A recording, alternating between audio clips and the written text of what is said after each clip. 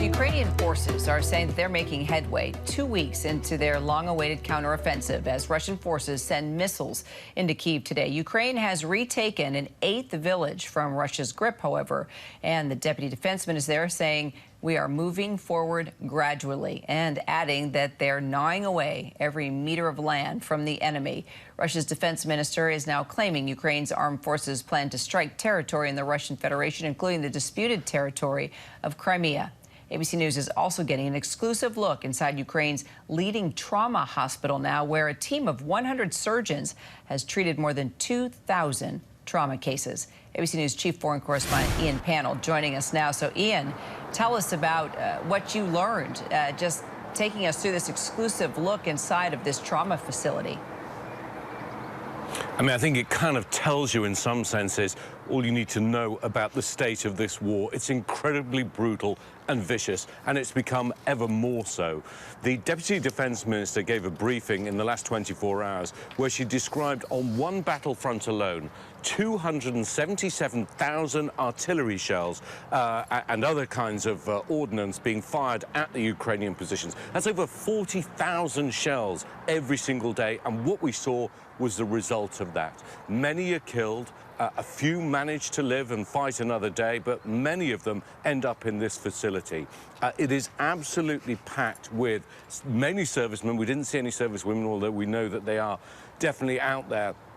The ones who've been the most badly wounded.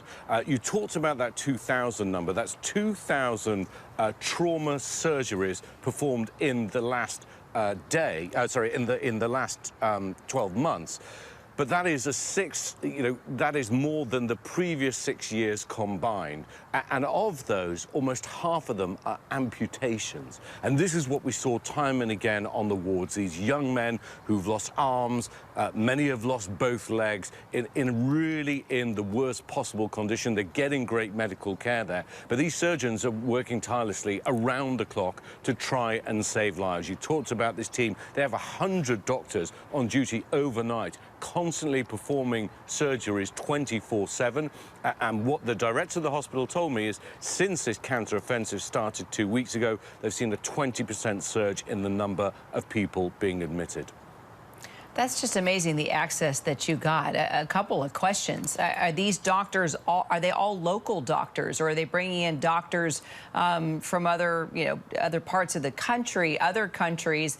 And what are they telling you? And have you had a chance to talk to any of the patients who these surgeons have saved lives? Just any kind of personal feedback that you've gotten from either the doctors or those that have survived these attacks? Yeah, I mean, the doctors are doing an incredible job. Now, most of the doctors that we saw are Ukrainian from around the country. This is the country's leading trauma specialist hospital. But of course, you know, when a war strikes a country, everyone is on the steepest learning curve. There was another hospital we'd gone to, and there was a young man, he was about 28 years old. He was effectively a registrar, but he was already having to perform basic kind of neurosurgery. So that is the situation that a lot of people find themselves in. They're having to learn, they're having to operate every single day. And we saw some really terrible photos of some of the injuries. Of all the injuries that they're treating, only 2% come from bullet wounds. The other 98% are from shrapnel. So that's from artillery shells, from missiles, from mines detonating on the ground.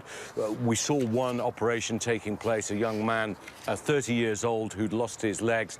His leg was being amputated from just above the knee because he'd stepped on a mine. The doctors we spoke to are clearly dedicated, but they absolutely feel that they are part of this fight.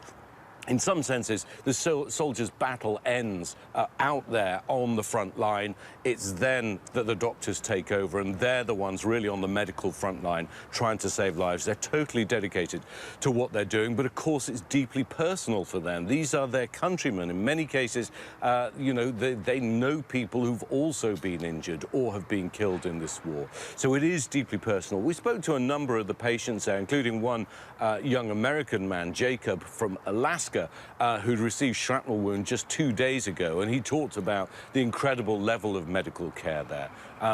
They are deeply appreciative, but they have gone through the most unimaginable shock. There are physical and mental scars that will take a lifetime to heal, if indeed it's possible to heal at all. It's hard to comprehend the level of violence and the level of destruction that this war has brought to bear, and really what the human toll of that is. It's 360 degrees. You're surrounded by men who've been cut down. Men who've lost limbs, men who've gone through the most terrible trauma imaginable. And every single day, every single hour, there are more patients constantly being admitted, up to 100 patients or so a day. And yes, it's calm.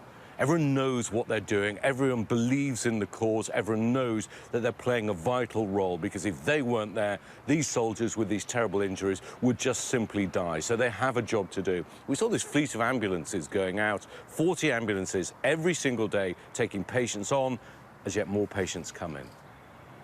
Tremendous access. And what a story to tell. Ian, panel, appreciate you so much. Hi, everyone. George Stephanopoulos here. Thanks for checking out the ABC News YouTube channel. If you'd like to get more videos, show highlights, and watch live event coverage, click on the right over here to subscribe to our channel. And don't forget to download the ABC News app for breaking news alerts. Thanks for watching.